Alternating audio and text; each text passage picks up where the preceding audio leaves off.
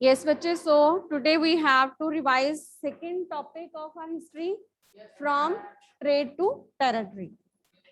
So means earlier it was trade and at last it became territory. So how this journey was there and whose journey was there? कि कौन था कि who acquired from trade to territory. ठीक है. So this you have done earlier also. कि earlier who came to trade in India? India में trade करने कौन आए थे? ठीक है, ब्रिटिशर्स. सो ब्रिटिशर्स, वैसे तो नॉट ओनली ब्रिटिशर्स, ठीक है, many other Portuguese, European countries, Portuguese, Dutch और भी बहुत सारी कंट्रीज हमारे इंडिया में क्या करने आए थे? ट्रेड. ठीक है, इंडिया में ट्रेड करने क्यों आए थे? What were the things of India that were very famous in the world? हाँ जी बेटा.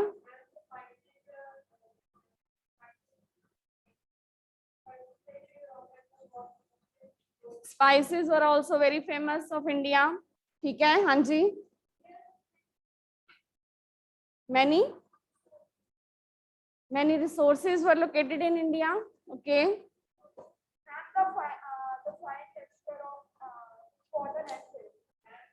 Cotton and very fine cotton and silk of India. ठीक है, it was very famous also. Any other? ठीक है, so various spices like black cardamom, ठीक है, cloves, paper, cinnamon, ठीक है, ये सारी चीजें, फाइन कॉटन, सिल्क क्लॉथ, ये सारी चीजें फेमस थी, जिसके ब्रिटिशर्स के साथ और भी अदर कंपनीज भी आई थी ट्रेड करने के लिए. ठीक है, Britishers and others, they all came for trade in India for many things. ठीक है, जो भी हमारी चीजें फेमस थी उन सभी चीजों के लिए वो ट्रेड करने के लिए इंडिया में आए. And Britishers, they came from England, और उन्होंने जब यहाँ इंडिया में ट्रेड करने के लिए आए तो वो अपने साथ मोनोपोली का राइट लेके आए. ठीक है, कि उन्होंने इंग्लैंड की क्वीन से परमिशन ली कि they will have only monopoly in India, कि इंग्लैंड से कोई और कंपनी इंडिया में ट्रेड करने के लिए नहीं आएगी. दूसरे कंट्री से तो आ ही रही थी.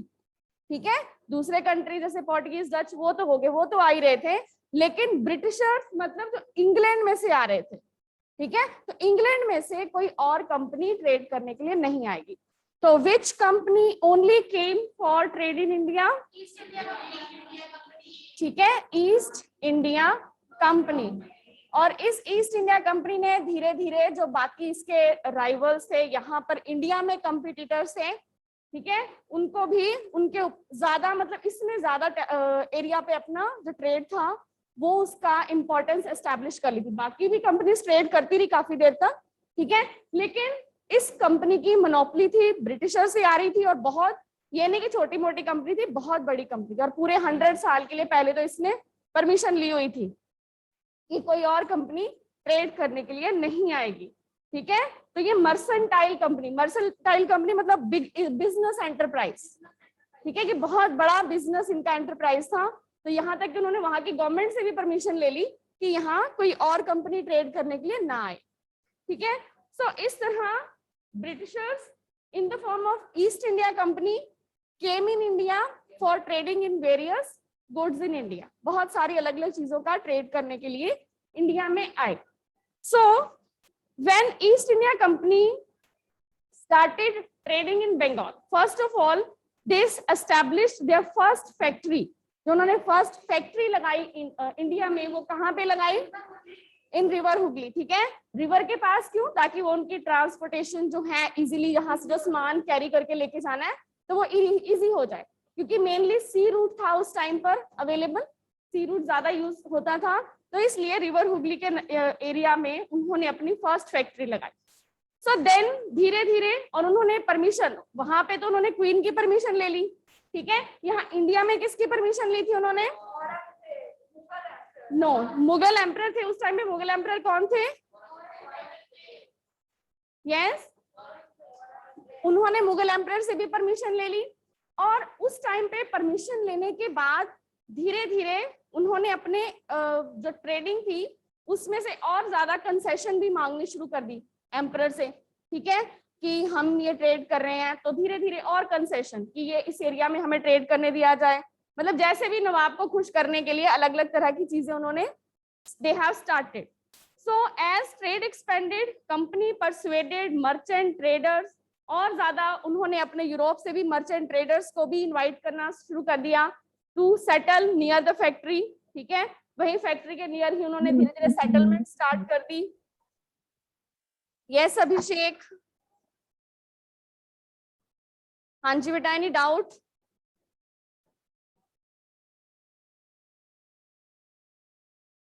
Okay, so they also started making settlements near the factory तो पहले first they established factory, then they started establishing settlements। ठीक है, different settlements उन्होंने बनानी स्टार्ट कर दी, और वो settlements की जो factories थी वहां पे क्या स्टार्ट कर दी, फोर्टिफिकेशंस भी। ठीक है, क्योंकि उनके राइवल्स ऑलरेडी यहाँ पे थे। ठीक है, जो दूसरे डिफरेंट राइवल्स थे उनके साथ कि हम उनसे प्रोटेक्शन करने के लिए अपनी फोर्टिफिकेशन कर रहे हैं। ठीक है, they also started fortification.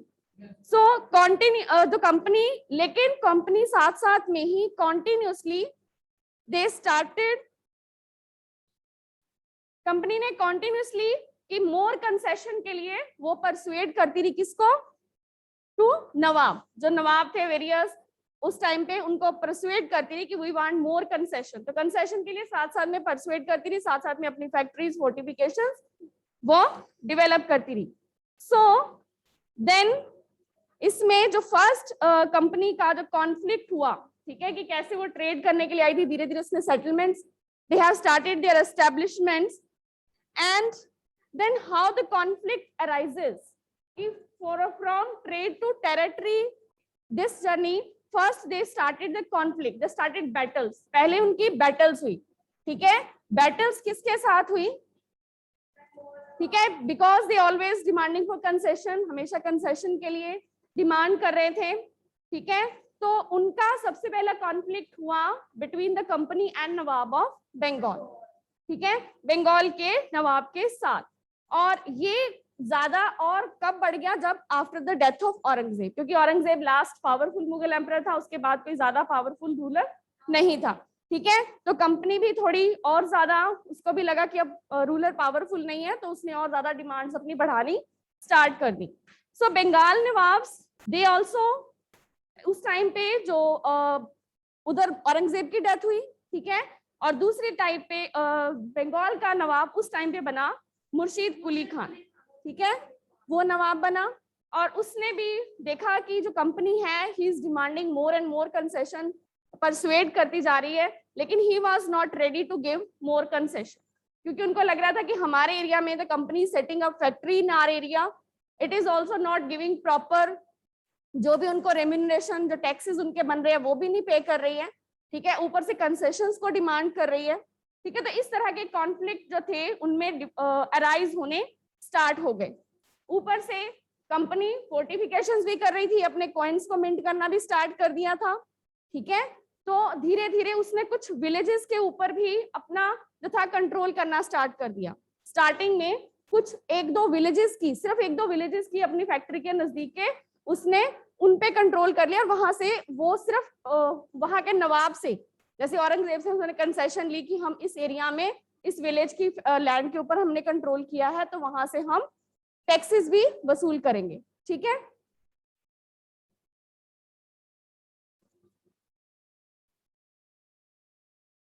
So first Nawab of Bengal, तो नवाब ऑफ बंगाल के साथ जो उनके डिस्प्यूट्स थे, दे बिगेन टू इंक्रीज। ठीक है, फर्स्ट मुर्शीद कुली खान के साथ उनका डिस्प्यूट था। ठीक है, देन उसके बाद अलीवर्दी खान, उसके साथ भी डिस्प्यूट, मतलब कॉन्टिन्यूस चलता रहा।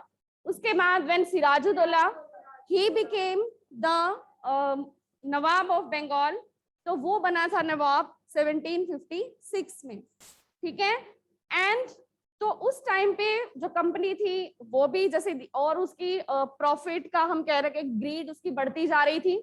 ठीक है, क्योंकि पहले तो यहाँ पे वो जैसे ट्रेड करने, यहाँ से ऑलरेडी वो रेट कम देते थे चीजों का। ठीक है, they were giving less prices and they were selling all the things in Europe at a high price. और धीरे धीरे उनका लालच और बढ़ता जा रहा था कि हम किस तरह से और ज्यादा प्रॉफिट ले सकते हैं, ठीक है। और वो ये भी चाहते थे कि नवाब हमारे लिए डिफरेंट तरह की प्रॉब्लम्स खड़ी करते जा रहे हैं, तो क्यों ना हम इन नवाब्स को हटा के तो इन एरिया पे, क्योंकि यहाँ से हमें बहुत फायदा हो रहा है, तो क्यों ना ये नवाब ही हैं जो हमारे लिए सारी problems, they are creating problems for us, they want to, उनको क्या करना चाहते थे, हटाना चाहते थे। तो उन्होंने भी आपस में जो नवाब के साथ में फ्रेंड्स जैसे हो गए, तो उनके साथ आपस में रिलेशन बना के नवाब को हटाने की जैसे कॉन्स्पिरेसी करते हैं, तो इस तरह की कॉन्स्पिरेसी भी शुरू कर दी। तो सिराजुद्दौला जब नवाब बन गया, when Siraj-ud-Daulah became the nawab, तो देन उन्होंने जो उस सिराजुद्दौला के ही आगे ऑफिशियल्स थे, ठीक है, उनके साथ उन्होंने कॉन्स्पिरेसी, अब सिराजुद्दौला ने, he was also not ready for the company, कि they were not giving any taxes, कि जो उनके एरिया में they have established the factory, fortifications भी करते जा रहे हैं, मिंटिंग कॉइन्स भी करते जा रहे हैं, but they are not giving any proper taxes to the नवाब।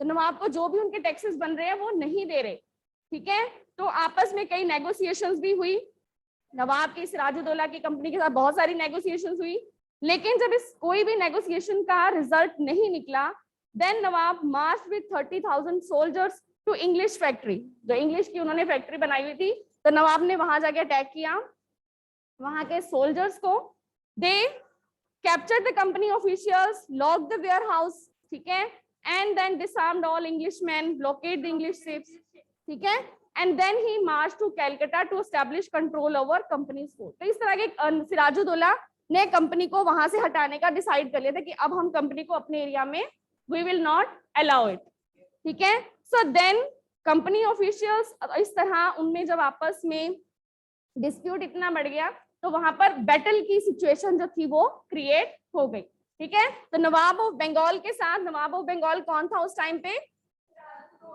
ठीक है, सिराजुद्दौला था। देन उसके बाद, फिर उनके बाद जब उसका ही एक हम कह सकते हैं कि नवाब की डिफीट, आपस में बैटल हुई, लेकिन इसमें डिफीट किसकी हुई थी, और डिफीट का रीजन क्या था, रेज योर हैंड, हाँ जी,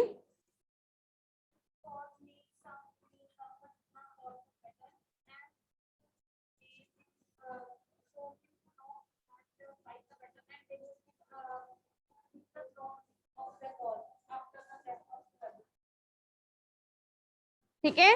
सो दे हैव, जैसे ब्रिटिशर्स, ठीक है, they have prepared a conspiracy against the Sirajuddaulah with their commander Mir Jafar, ठीक है। So due to his betrayed, Mir Jafar betrayed to Sirajuddaulah, so that is why these commanders, उन्होंने मीर जाफर को बोल दिया company ने कि आपको, मीर जाफर कमांडर था मिलिट्री का, उसने लड़ाई करने जाना था, ठीक है, तो कंपनी ने उसको बोले कि आप लड़ाई करने ना आओ, हम आपको नवाब बना देंगे, ठीक है। तो लड़ाई हुई ही नहीं, ठीक है। तो सिराजुद्दौला अकेला ही एक साइड पे लड़ता रहा, मीर जाफर ने तो अपना काम किया ही नहीं, तो उसने कॉन्स्पिरेसी रच के फिर इस लड़ाई में किसको, फिर कौन हार गया, फिर देन सिराजुद्दौला, ठीक है। तो ये बैटल जो थी, इस बैटल का नाम क्या था, ठीक है, बैटल ऑफ प्लासी। तो बैटल ऑफ प्लासी कब हुई थी,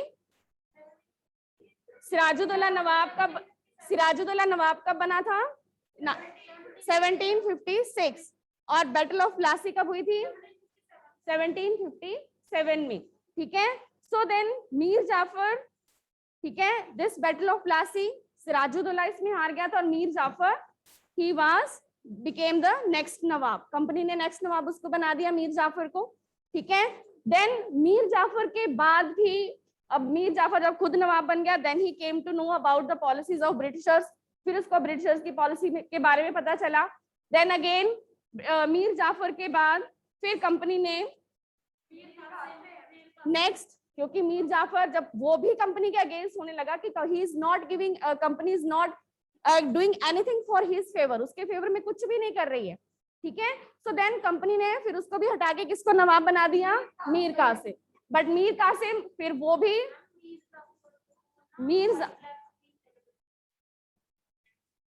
तो कंपनी ने उसके लिए भी डिसाइड कर दिया कि वो भी टैक्स, आगे कहाँ कंपनी टैक्स दे रही थी, अब कंपनी ने नवाब को कर दिया कि नवाब टैक्स देगा, ठीक है, सब नवाब टैक्स दे रहा था कंपनी को।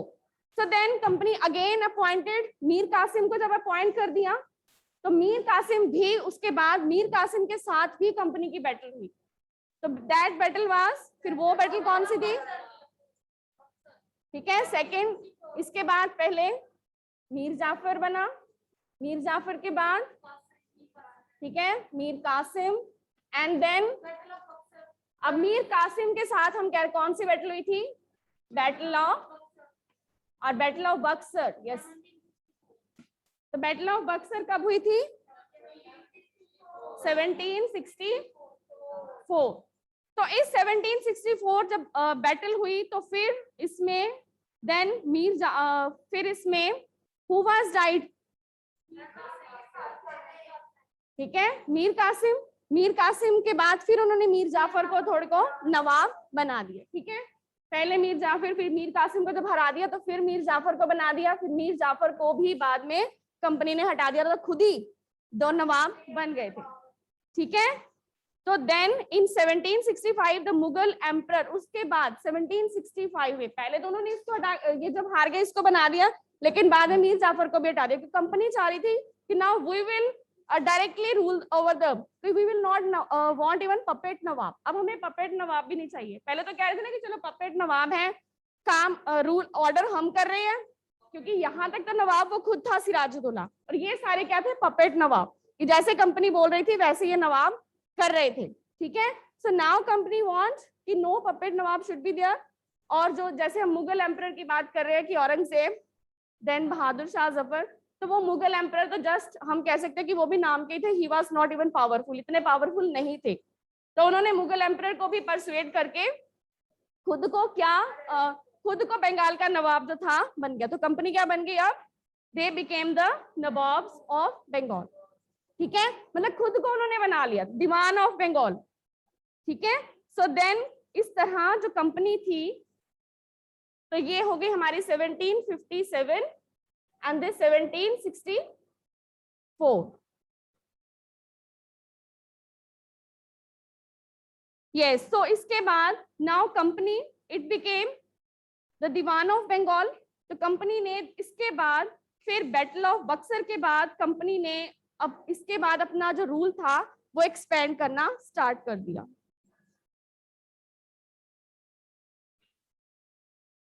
सो मुगल एम्परर नाउ इन 1765, अब 1765 में क्या हो गया, जो कंपनी थी ईस्ट इंडिया कंपनी, ठीक है, ईस्ट इंडिया कंपनी को अब क्या बना दिया,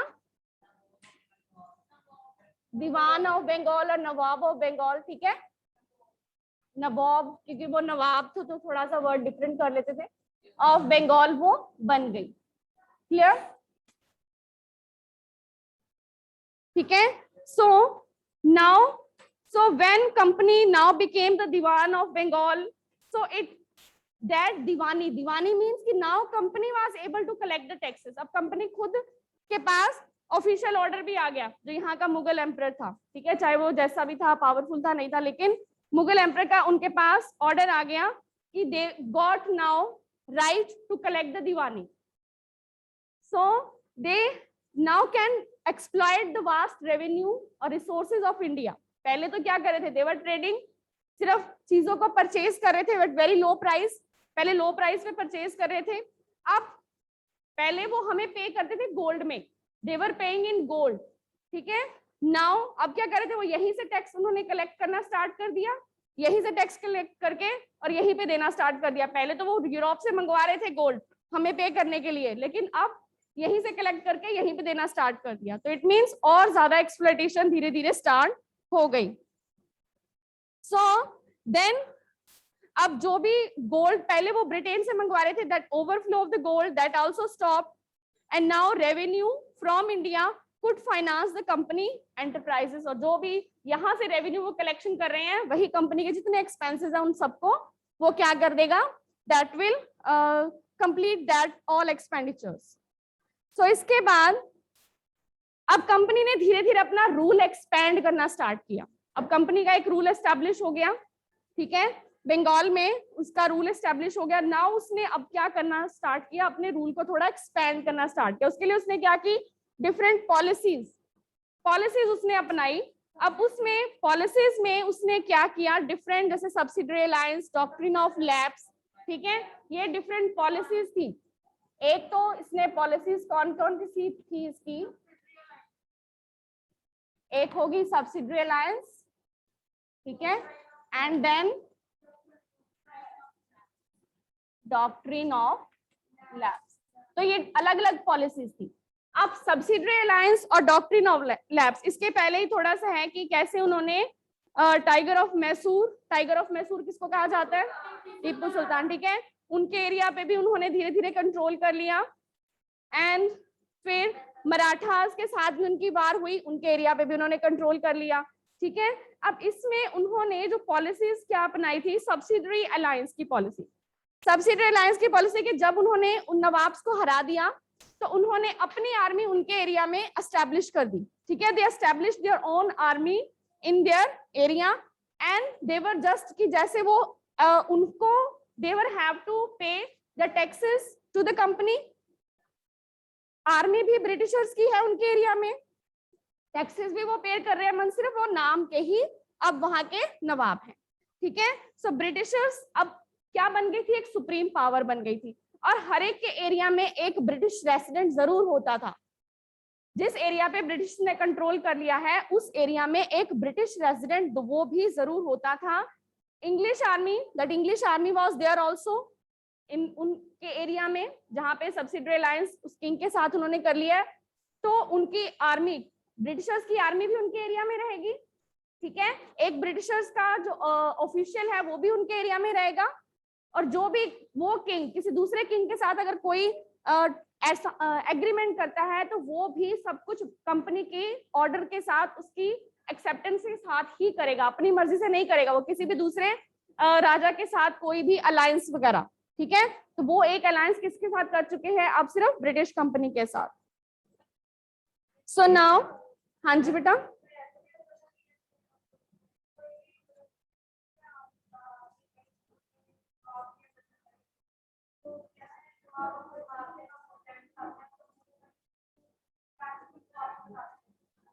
यस बेटा, हाँ जी।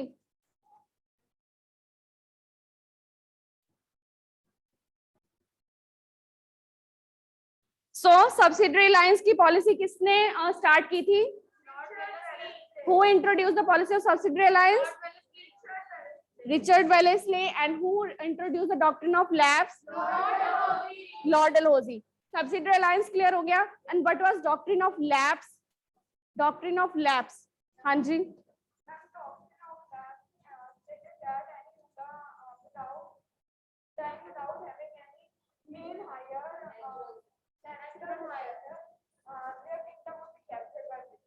yes, if any king is not having any male heir, then his kingdom will be automatically merged or annexed in the company rule। क्योंकि उस टाइम पे हम ब्रिटिश रूल नहीं कह सकते, कंपनी का ही रूल चल रहा है अभी, ठीक है, क्योंकि कंपनी ही यहाँ पे ट्रेड करने, अभी 1857 की रिवोल्ट जो हमने की थी उसके बाद ब्रिटिशर्स का रूल स्टार्ट हुआ, अभी कंपनी का ही रूल चलेगा, ठीक है।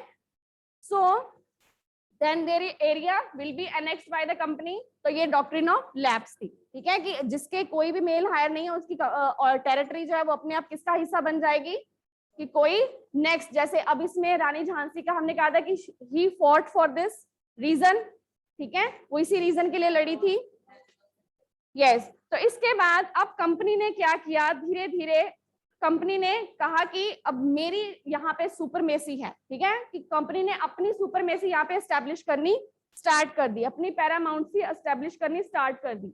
और उस टाइम पे गवर्नर जनरल जो था, जो बनाया गया यहाँ पे, तो फर्स्ट गवर्नर जनरल किसको बनाया गया कंपनी ने, ठीक है, Lord Wellesley, Warren Hastings, governor general, जो उन्होंने एडमिनिस्ट्रेशन सेटअप किया, बाद में न्यू एडमिनिस्ट्रेशन सेटअप किया, ठीक है।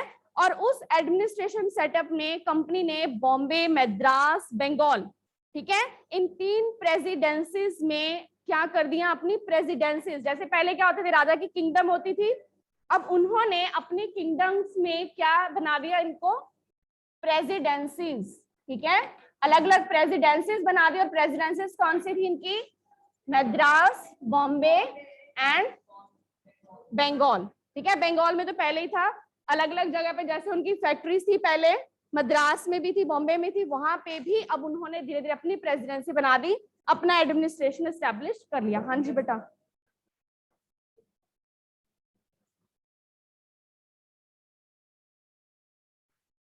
So then 3 presidencies were established, ठीक है, उन्होंने 3 presidencies, और उन सभी के प्रेसिडेंसीज का गवर्नर जनरल किसको बनाया गया था, who was made, वैरेन हेस्टिंग्स, ठीक है, उनको गवर्नर जनरल बनाया गया।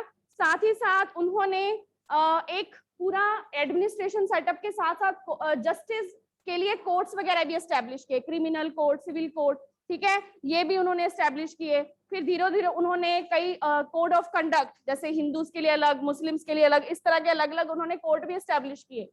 फिर कंपनी ने अपनी आर्मी भी उन्होंने और ज्यादा एक्सटेंड करनी स्टार्ट कर दी।